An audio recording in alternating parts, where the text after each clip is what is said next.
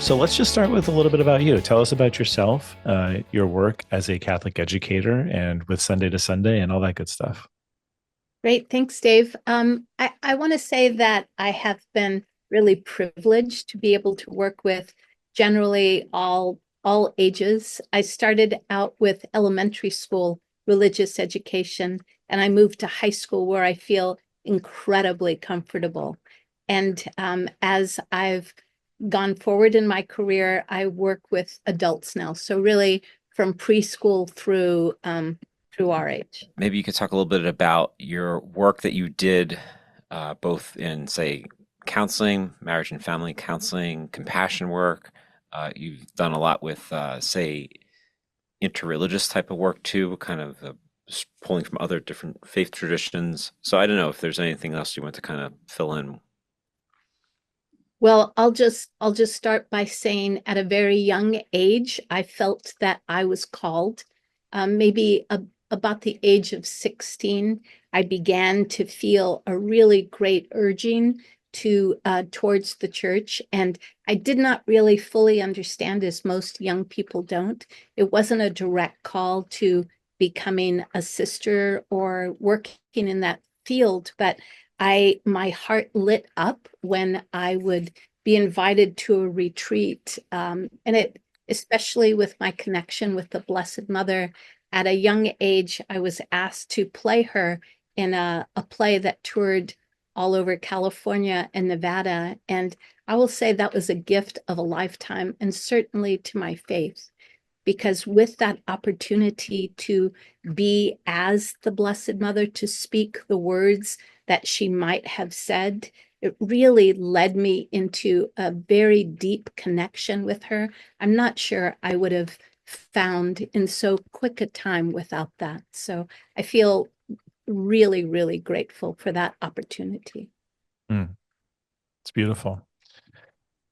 Related to that, would you agree if I said that that prayer, a topic that we want to cover today, prayer isn't just an activity, but it's the being aware of God's presence in your life. Would you agree with that? I absolutely would. I think Dave, that one of the opening prayer that all of the Salian schools say is, "Let us remember that we are in the holy presence of God." And for me, that is everything. That it's not as if words need to be said. It's more, as you expressed, a sense of being aware of the presence that we exist in. And that is that's huge for me. Mhm. Is it possible to not be praying then? Or are we always praying to some degree? Or is it that only when we're noticing that we're in God's presence that we are really praying? I mean, how do you think about that? Well, I think Father John's helped me a lot with this. He often quotes Simone Weil, who said, "Attention taken to its highest degree is the same thing as prayer." And Mm. so, in all the ways for people who have not been taught how to pray, when they open their hearts and pay attention, whether it's to a fellow human being, to an animal, or to the beauty that surrounds us in the plants and the sky, that our attention given to those things and our gratitude absolutely is prayer. What does it mean to give attention to something? What does it look like in your life? I would say, yeah, thank you for clarifying that, because I would say it's maybe different for every person. I teach a class called Mindfulness and the Contemplative Tradition. And for me, to give attention to something is really to cultivate that deeper focus on, if I'm speaking to a student in my office, I can like completely be present to that person, not just with my gaze and my attention, but I practice allowing myself to, as much as possible, to kind of just empty so that I'm able to be aware of whatever is needed to be aware of in that moment.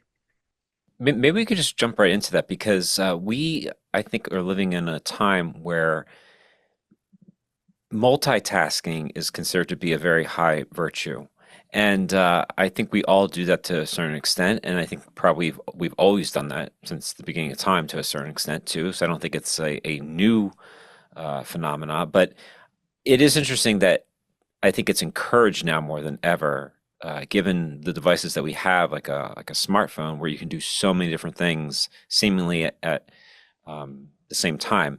And I know that at school, I've tried to kind of push back a little bit on that by this whole way of saying like we need to go analog more. And it doesn't necessarily mean that we have to get rid of all of our digital devices. It's just like, how do we get locked in or remain locked into the one thing that we're doing? Because it's impossible to do multiple things at the exact same time. But how aware are we of the very particular moment that we're in?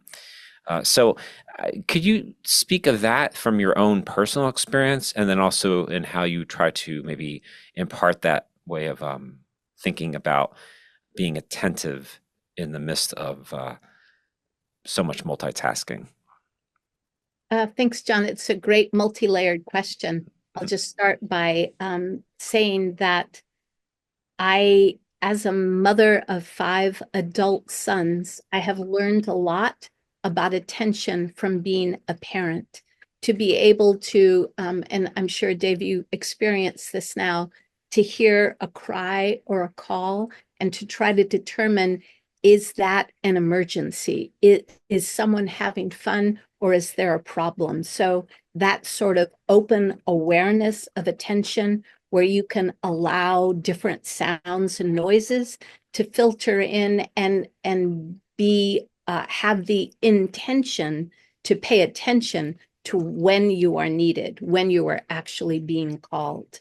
I would say that I learned from my youngest son, Buddy, that our attention is like a spotlight, that you shine the spotlight and focus it, and it can only be on one thing at a time. And when you move your attention to another thing, that takes away. That is a form of distraction. So as much as it seems possible to multitask, in fact, what's happening from a neuroscience point of view is we are really just moving the focus of the camera from place to place. So having that awareness has really helped me kind of listen and notice when I feel distracted, or when I'm trying to focus on one thing, when I feel my mind being called away. So as John and I both teach, this is attention is a muscle. And the more we practice, and there's so many ways we can practice with prayer, beginning with taking a deep breath and just taking time to focus on the fact that you are breathing, is a way of practicing to increase your muscle of attention. In such a digital age as we live in, how does one navigate, being attentive to whatever they're doing, but also recognizing that we're going to be, especially trying to live in the moment, being present to what's physically in front of someone, but then also recognizing there's going to be work that has to be done in the computer, or typically most people have that type of stuff. And in fact, maybe not even work. Maybe it's just correspondence with others who are not here, or whatever it might be. How do you, especially I guess in high school, I'm curious, like, how do you teach kids to negotiate that constant tension? Well, I'm going to say from my point of view, I spend time on it with the kids. I talk to them about how important it is. I have them keep journals of where they have spent their time digitally for a 2-week period, so they can see themselves where they're spending time. And then we have conversation, because as we all know, working with young people, if you tell someone something, are they going to listen? But if you allow them to discover it themselves, for them to look at their own habits and see where, this caused me trouble, this was difficult. And then there are the things that I practice myself. I literally keep my phone on do not disturb. And on do not disturb, certain calls can break through if needed. But that is a practice of mine that I really think is important.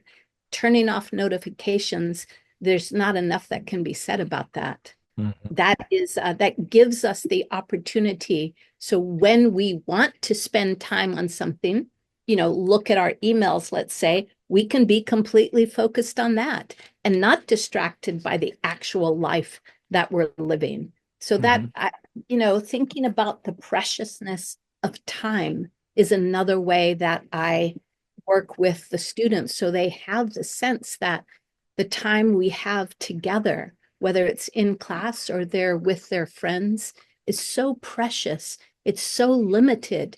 What does it mean to give yourself to that moment, whether it's prayer or a conversation? What does it mean to completely let everything drop away and just be present? Mhm. If you were working at a public high school, I probably wouldn't be able to even ask this question because I would know the answer. But since you're at a Catholic high school, do you talk about uh, prayer time and how and how the kids can make room for God in their day as part of mindfulness? I I do, and I want to say it this way. I use the backdoor approach. I set it up in a way by telling a story or talking about my own life or my children and how when I find myself distracted or struggling or sad, I need to step out. And this is actually a self compassion practice, self compassion used to help with prayer. So, prayer as a practice where you set aside regular pieces of time in the morning, in the evening. Another part that I do that I find really helpful to talk about prayer is gratefulness or gratitude, that to think back on their day and find 3 or 4 moments that really stood out to them. What that does to all of our brains is really helps us begin to look for the good in the day rather than just being aware of all the difficult things. So looking for the good and the gratefulness practice, which is also prayer. Just riffing off of that, do you feel as if prayer is, in its very essence, a way to kind of always help us to remind ourselves that we're not alone, that in any moment, no matter how bad it is, there is still something that we can access that will give us some type of strength or some type of way forward. Like, does that make sense? Like, I was inspired by what you were saying. Like, we can easily focus on all the overwhelming bad things happening on through our day. And how do we cultivate gratefulness to be able to recognize all the good things that are happening? Would you say that maybe like the goal of prayer is that in any moment in time, no matter what's happening, there is a way through that's being offered to us if we somehow allow ourselves to fall through it in some way or to be able to move through it. Is that would that be a one way of approaching prayer? John, it's really a great question. I believe that what we began with, remembering that we are in the holy presence of God, the awareness of the presence of God will help us, not just our students, but each one of us, know that we are not alone. And in that space where we are struggling or having a difficult time, and we feel like need we need to remember that we're in the presence of God, cultivating the practice of recognizing that we are never alone is in itself prayer. For myself, I say an awful lot of Hail Marys. For myself, I find it the most comforting prayer. And because of need and practice, I maybe I'm not exaggerating, 50 times a day, I'll go I'll go into that space where I allow myself to pray and to say a Hail Mary, remembering that I'm not alone, remembering that God and the Blessed Mother are with me always. And for me, that is an ongoing, I will say, conversation and a recognition. I want to say of the beingness rather than prayer as separate from our life, that it is within us and exudes from us. And for me, that's my practice. I love what you're saying, Kathy. And you mentioned that you, at a young age of 16, you felt called into what God had in store for you, and that's kind of this overarching, maybe vocation we could call it. But at the same time, every on a day-to-day basis, we need to be kind of minding the call, so to speak, to that we are in God's presence. And I'm just reminded of something that Thich Nhat Hanh said in his book Living Buddha, Living Christ. He said he loves traveling in Europe because the constant church bells that would go off would be he would think of it as a mindfulness bell, and it's rather than it being a distraction or some kind of auditory problem, it would actually just be a way for him to enter into meditation. And I'm wondering if you look at your day that way too, in these moments that you find going to Our Lady. I absolutely do. Thich Nhat Hanh is one of my teachers. I was very blessed to spend a week with his community and with Thich Nhat Hanh himself. And so one practice that not only Thich Nhat Hanh, but also the Lasallian community with who run the school that I'm at, run the school, that's a funny thing. Anyway, is that we can set up those opportunities to be like mindfulness bells, that when you put your key into a door and walk through, that's an opportunity for prayer. That when you sit down at a meal, that is an opportunity for prayer, not just, thank you for this food, but for all the people who brought this food to my table, for those who planted it and grew it and, purchased it and sold it, and all of the things that have to happen for any bite of food that we take. And so if we can do maybe, and John, you might speak to this, what is a sort of monastery sort of thing where there are times set during the day that are set aside for eating, praying, sleeping. We can do this as people in our own lives. Certainly when I get into the car at the end of the day, I think through my day and I'm grateful for the difficult things as well as the blessings that have come my way. And as I drive home in the evening, I look at the people that I'm passing and I am actively praying for them. If, there are certain communities where people are really struggling and they will never know, but I know that I can hold them in my heart and in my, with compassionate love, pray for them in that moment as my car passes by. So, I think the awareness in the intention should be an awareness to not just, oh, how can I do this, but actually looking at our lives and seeing, when do I already do this?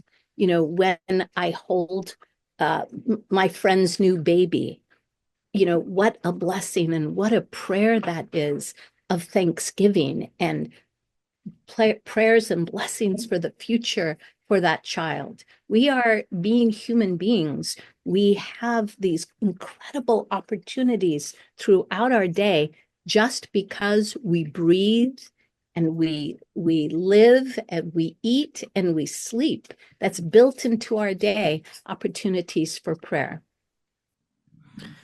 Yeah, that's some really great insights there. I mean, and making prayer not just something possible, but very practical in that way.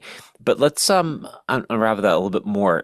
Do you feel as if there needs to be set aside time for intentional prayer? You mentioned about the monastery, and there's times for intentional prayer. It's usually communal prayer where they're praying the Psalms. Do we have to work the muscle of prayer in a very intentional way that seems to be almost segmented from the rest of our day so that when we are partaking in our day, we're more prayerful, so to speak? Like, what does that look like? Because, for example, most people gauge prayer on how much time they're spending doing it, meaning how much time they're in church or how much time they're kind of praying, when they wake up in the morning or before they go to bed. And they look at that as being some type of way to be able to say that they've been praying that day because they have segmented intentional times for it. What is the role of segmented intentional time for prayer if we know that our whole life is really prayer, right? I think, John, it's a really great question. If only we knew that our whole life was prayer. Not everyone understands that because of segmented prayer. Some people who live very prayerful lives aren't aware that they are praying throughout their life, that's how they're living their life. It's been said that if we can begin our day with God, that 5 minutes spent with the Holy Spirit in the morning can guarantee that our thoughts will be thoughts of the Holy Spirit throughout the day. I believe mornings are very important. As Father Ray East used to say, even to say, thank God that last night was not my last night, and that the sheets I'm wrapped in are not my wrapping sheets. To be grateful that we are awake in the morning. We all wake up in the morning. That can be also, the important prayer. And the same thing with the evening times. I have appreciated in the times that I've been on retreat or in this community in which we start every class with prayer. I appreciate those times. And I think that I would be maybe, I would like the discipline that I've experienced when I study with monastery groups or with, different organizations. I appreciate when I went to Lourdes and there were so many times in the day where we gather together to pray. I believe there's great power in that. And I would say I am blessed because I teach theology. I get to talk about prayer and pray with groups of people every single day as part of my life. So I don't know what it would be like to not do what I do, how I would appreciate being formed in a way where segmented prayer became a part of my day. Say that. Hmm. What about how would you talk about prayer in the context of praying for someone else? You mentioned about how when you drive home, you're praying for the people that you see maybe in other cars or people on the street. And what does that mean to you to be praying for other people? How so many people will always kind of question the value of that. Like, what are our prayers actually doing when we see someone suffering? So many people, always get frustrated. Like, if you really want to do something, you should stop and get out of the car and give the person at least some type of money or something like that, right? Who's suffering. So there's always this kind of tension between prayer and action. And how do you kind of look at the power of praying for someone without you physically necessarily taking action to, let's just say, meet their need at that moment? I feel for me, my presence is also a prayer. I believe that I have invited into my heart and into my body the Blessed Mother, the Holy Spirit. I feel like I walk with the saints. I believe that. So if I'm passing, when I walk down the hallways, and I say this to my students for themselves, everyone here in the high school needs prayers. So what would it be like to walk past and to yourself or for them or in your mind's eye to whisper prayers of gratefulness, of support, of strength. I will say things like, God bless you. May God bless you. I will, like, those are the utterings that come from my mouth. And when I do that, I hold it so sacredly. I am not one who could possibly know what the best possible outcome for someone else is. As we all know, John, our heartbreaks are often our guides in life. I don't know what is the suffering that this individual needs to hold on to allow them to do the next best thing for them, whatever that is. I don't have that wisdom. So for me, I hardly ever pray for a particular intention, just for a holding and a blessing and a presence. Do you encounter any misconceptions about prayer, either with students or with other people that you work with?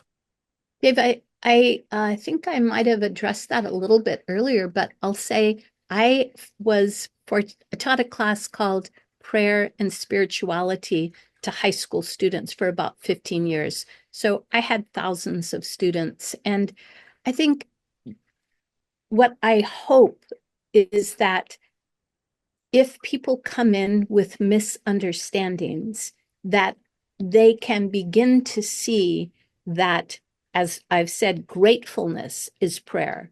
Like Mm. caring for someone, acts of service is prayer. Giving your attention to someone who's struggling and needs your help, that also is prayer. Reminding yourself that we are in the holy presence of God, that is prayer. Was it Meister Eckhart who said, even if all you said was thank you, that would be prayer enough? Mm. I Mhm. think opening someone's heart in that way allows other things to kind of enter that might be really helpful. So, in fact, instead of having young people think, oh, they're not religious and they're not spiritual because their family never raised them that way, because they never were encouraged or taken to church, I share my story where it wasn't until I was a junior in high school and I was kind of awakened by an invitation that I began to understand how I was called into this life. So assuring them that wherever they've been, that is not, they can choose another way of being in the presence of God. That is the right way to say it. Part of I feel like what I've taken on as a project in the process of doing this with John, this religion to reality project, is to recognize, to stop, at least for myself, and to try to encourage others to stop thinking about our spiritual lives, because it makes it sound like we have a spiritual life and we have or the rest of our lives or other lives or something like that. No, we only have one integrated life, hopefully integrated. And and so to and so I think what you're saying is, as soon as you start realizing that it's not just prayer when we say, okay, God, I'm gonna set time aside and pray now, but just allowing all these things in, like you said, letting the presence of God be pervasive in our mind. That is a way to start to connect those what seems like different parts of our lives. Yeah, I think that's great. That's great, Dave. And I think when we separate our spiritual essence from everything else, then students, young people can say, I'm not spiritual. I'm not spiritual. I don't know, John, if you hear that, but I hear that a lot. And that is the one time that I will kind of push back and say, you don't get that choice. Like, this is part of your being human in this world. We all have this essence, whether you spend time with it, cultivate it, like feed it, that's something else. But yeah, so I think that it's understanding that it is such a part of our humanity is a really great gift to everyone. What would be a good entry point for people to understanding their life as being spirit filled or spiritual? Like, what would be a good way to kind of enter into that space with someone who doesn't think that? I would say that helping sometimes, let's say people in general will offer science as the opposite of spirit. And if they feel very scientific, then they believe like that's their God or that's the way they go. But to my favorite scientists understand the meaning of awe, that when they began to see how life has been created, to really look deeply into the stars or into life in the ocean or in our bodies, the experience of awe is life changing because it immediately lifts your spirit and takes you to a place where at that point one can say, well, that is yeah, I know what that feels like. And that's kind of the beginning journey. One of my teachers, Dacher Keltner out of Berkeley, has written a great book on awe. And what he teaches is that if we're lucky, we have 2 or 3 experiences of awe a day. But what we need is maybe 50 experiences of awe per day. So finding opportunities to go to the ocean, to watch the sunset, to take a moment with a flower, so for my students, I let them have that experience. It's like we're having an awe workshop. Go, show me the awe that you experience in your life. And Yeah. then, like bring that back to us and let's talk about it. Now I don't have to convince them that they have a spirit. Now they understand that all of life is this. Yeah, I mean, probably not good advice for high school students, but having a kid is really good for cultivating awe many times a day in your life. Um, I'm guessing that one of the scientists that you love is Einstein. I have a quote that I just came across today from him. He said, "One cannot help but be in awe when he contemplates the mysteries of eternity, of life, of the marvelous structure of reality. It is enough if one tries merely to comprehend a little of this mystery each day. Never lose a holy curiosity. Don't stop to marvel." Wow, that's beautiful. Thank you for sharing that, Dave. I really send that to me if you could. I Sure. really like that. I think bringing in the concept of holiness when we discuss awe and prayer is incredibly important to understand that all of life is holy and that therefore we see ourselves also as holy. All of us are so critical of what we look like or what we do or how we spend our time, and most particularly our young people, that to help them look at the times in their life where they take care of their grandmother or they're there for their parents or caring for their baby brothers or sisters, and beginning to see these moments as holy moments, that it doesn't just happen in the church. It doesn't just happen when you're praying. So really, I think what I'm saying, which sounds good to me, is opening up our entire world and seeing the holiness, the ways in which we are blessings to others. I ask them that question. How are you a blessing to others?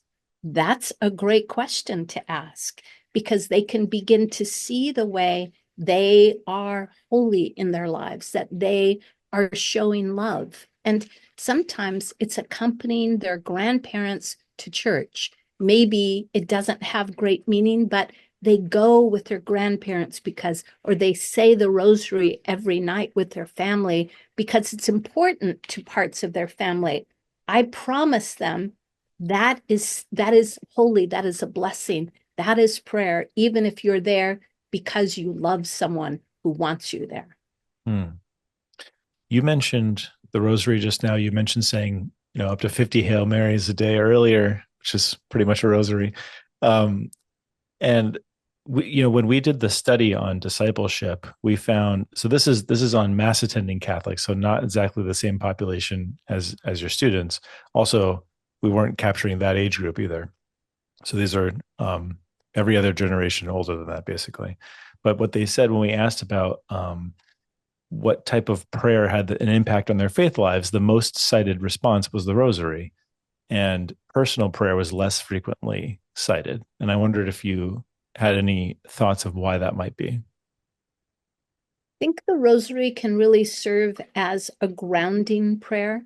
I know that I often use it that way. So when I pray, I put both feet on the ground and I adjust my posture and I take a deep breath because I want to be intentional about it. And someone who is going to say a whole rosary, maybe they're holding on to something. They're able to count beads, so it's very tactile. So it's calling so many parts of them, their sense of being grounded, their tactile sense, their saying the words, and the repetitiveness of it. I think it's very powerful for all those reasons. I tell my students, if they don't understand what a Hail Mary is, it doesn't matter. Say it anyway. Just say it, and let it be revealed to you. Like, I'm not going to be saying, oh, this is what it means, and this is why you should enjoy it and appreciate it. I say, just let it be revealed to you. Let it come to you. The Holy Spirit speaks to us in so many ways, but that's the reason I think the rosary is so powerful. Have you noticed any trends when it comes to the way people typically like to pray over either generationally or any other, way that you look at it? Have you seen, I don't know, you've taught for many years. Do people pray differently than they used to?